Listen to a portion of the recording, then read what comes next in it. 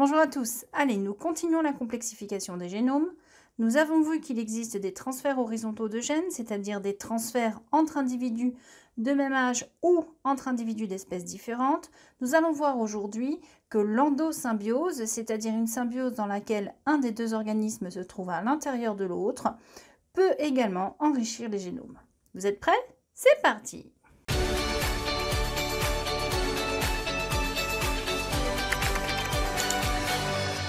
Endosymbiose. Si on décompose le terme, on trouve symbiose, qui est une association durable à bénéfice réciproque de deux êtres vivants. Endo, qui veut dire à l'intérieur. C'est donc une symbiose dans laquelle un des deux êtres vivants est situé à l'intérieur des cellules de l'autre. On peut citer comme exemple les zooxanthelles, ces algues unicellulaires qui vivent à l'intérieur des polypes, ces animaux constructeurs de coraux.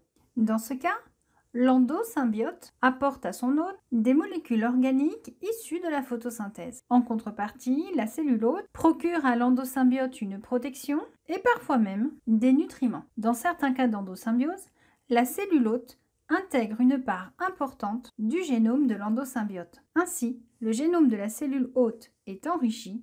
Nous sommes dans un cas de complexification des génomes.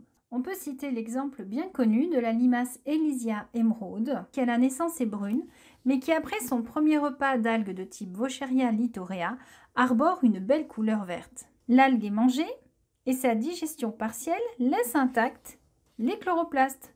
Ceux-ci vont être intégrés dans les cellules de l'appareil digestif. On parle de kleptoplastie.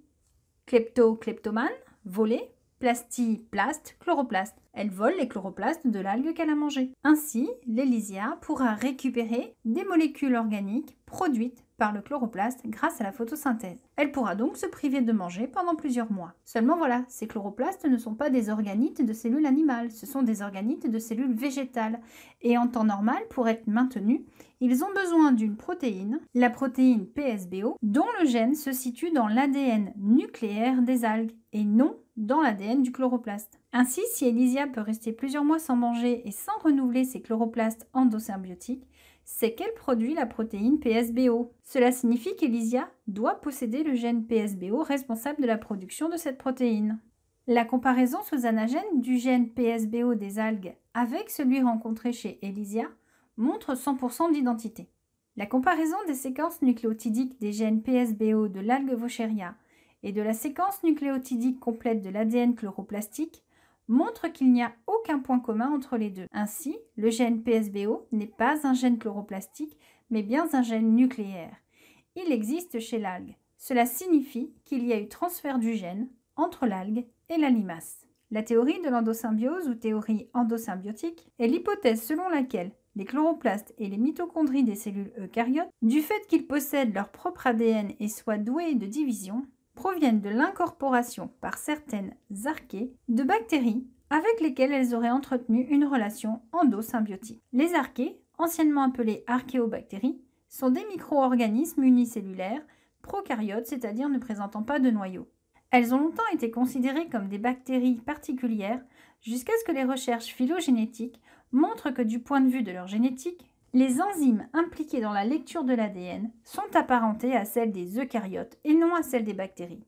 Voilà pourquoi aujourd'hui, la théorie endosymbiotique admet que l'arbre des eucaryotes prend naissance parmi des archées qui auraient subi une endosymbiose de bactéries.